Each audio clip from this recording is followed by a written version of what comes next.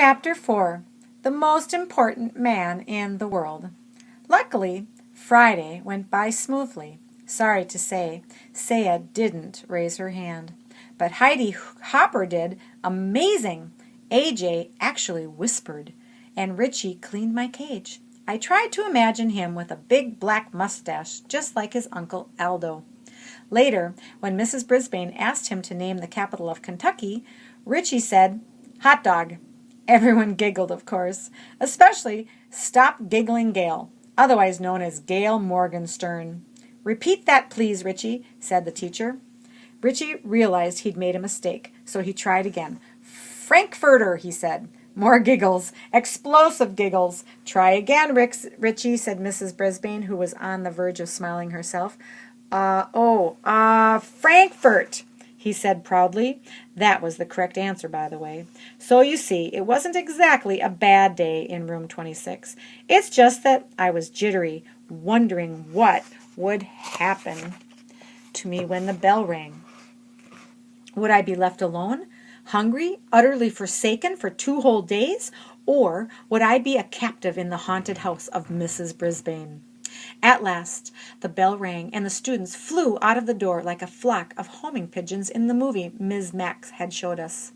Just then the room mothers stopped by. One was Heidi Hopper's mom, and the other one was Art Patel's. That's Pay Attention Art. They came to talk with Mrs. Brisbane about Halloween, which was less than 2 weeks away. I didn't know what Halloween was, but it sure sounded scary, especially when they talked about bringing bats and witches and, even worse, cats right into the classroom. Shiver, quiver, shake! What would they be thinking? What could they be thinking? I was about ready to fling open the door of my cage and escape when the door opened and in walked the principal, Mr. Morales. Mr. Morales is the most important person at Longfellow School. He runs the place, and everyone respects him. You can tell. For one thing, Mr. Morales always wears a tie. No one else in the whole school wears a tie, except Mr. Morales. For another thing, when Mr. Morales comes into the room, everyone stops what they're doing and waits to see what he has to say. And for a third thing, both Ms. Mack, and Mrs. Brisbane sometimes threatened to send a misbehaving student to Mr. Morales's office. As soon as the teacher mentioned the principal's name, the student would start acting very, very nice. "Good afternoon, ladies," said Mr. Morales. He was wearing a light blue shirt and a tie that had tiny books all over it. Everyone said, "Hello." "Well, how's your first week back, Sue?" he asked. Sue was apparently Mrs. Brisbane, although I'd never actually thought of her having a first name before. She said it was great to be back and what a wonderful class it was, which obviously pleased the room mothers. Then Mr. Morales leaned over my cage and smiled. His tie dangled right over my head. "I'll bet you're enjoying this furry little pupil," he said with a grin.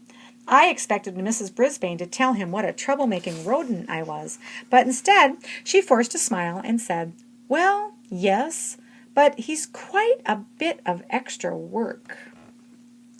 Mr. Morales waved a finger at me. He didn't seem to hear what Mrs. Brisbane said.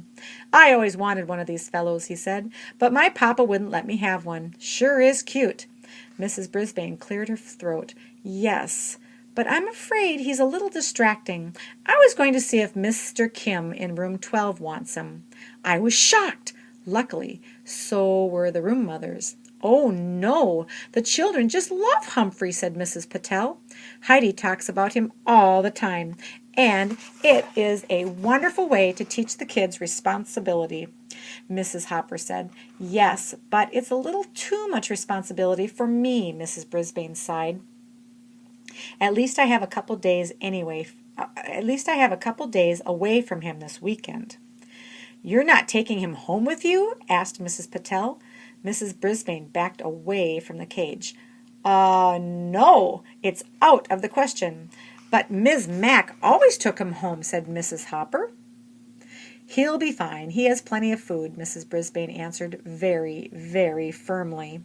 The room mothers were silent a second, and Mr. Morales was still wiggling his finger at me. Then Mrs. Hopper spoke up. "Why don't the kids take turns bringing Humphrey home for the weekend? They can sign up. We'll talk to their parents and give them instructions. It will be a great experience." "Some people might not want him," said Mrs. Brisbane. "Squeak for yourself, Mrs. Brisbane." "That's fine," said Mrs. Hopper. "There'll be plenty who will." "I think it's great," Mrs. Patel agreed. "I'd take him today, but we're going up to the lake for the weekend." "Oh, I'd take him too," said Mrs. Hopper, "but we're painting the house and the place is a mess. Next week for sure." "Yes, I could do it next week," Mrs.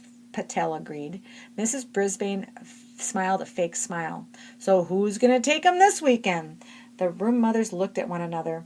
"I could make a few quick calls. Maybe the Rinaldis," Mrs. Patel suggested. "Call, call, call," I squeaked. Suddenly Mr. Morales stood up straight. "I have a better idea," he announced. "I'll take Humphrey home for the weekend. My kids will love him. Then, starting next week, you can have the students take turns."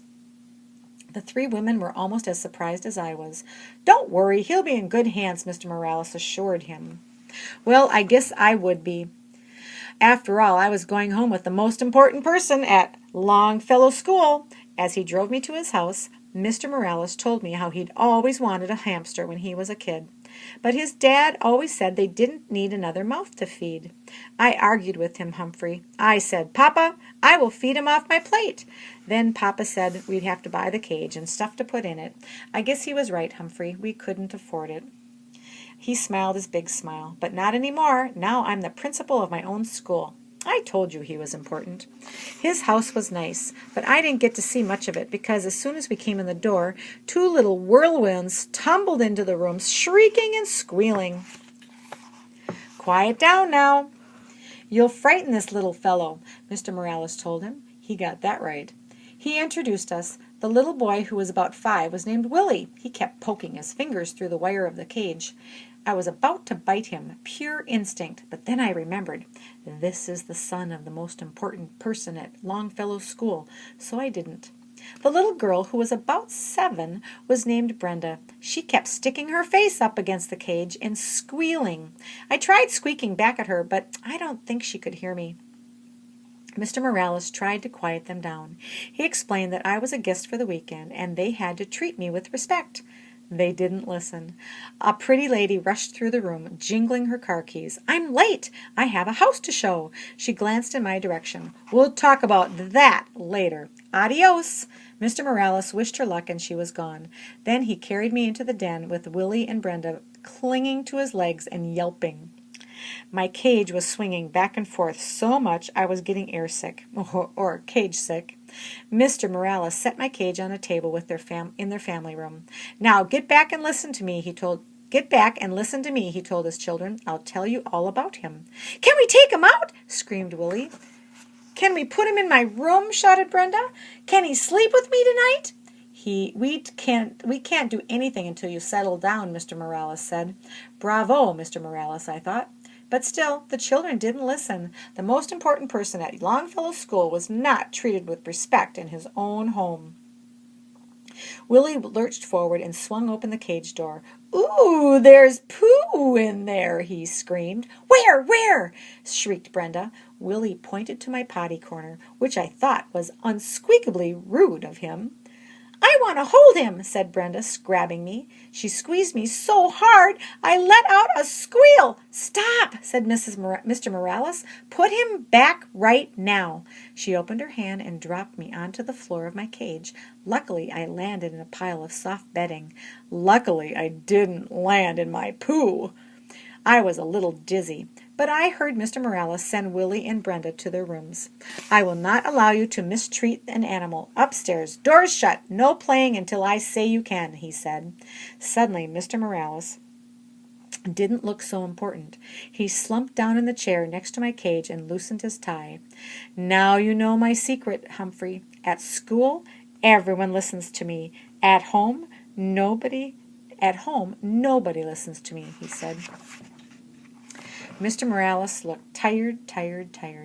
Above our heads came the sounds of thumping and bumping. It sounded as if the ceiling was about to fall in. "They're bouncing on their beds, Humphrey. Not supposed to do that either," he said. He slowly rose and went to the staircase in the hall. "Willie! Brenda! Stop that now!" he yelled. Surprisingly, the thumping and bumping stopped. "They listened," I squeaked, as the principal sat down, but the thumping and bumping began again in a minute. "I wish I knew what to do," he said. "Some way to teach them a lesson." I nodded. A lesson is just what those children needed, and I was just the hamster to teach them. Tip 4. Never ever squeeze, pinch, or crush a hamster. If it runs away, squeals, or mutters, leave the hamster alone. Guide to the Care and Feeding of Hamsters, Dr. Harvey H. Hammer. End of chapter 4.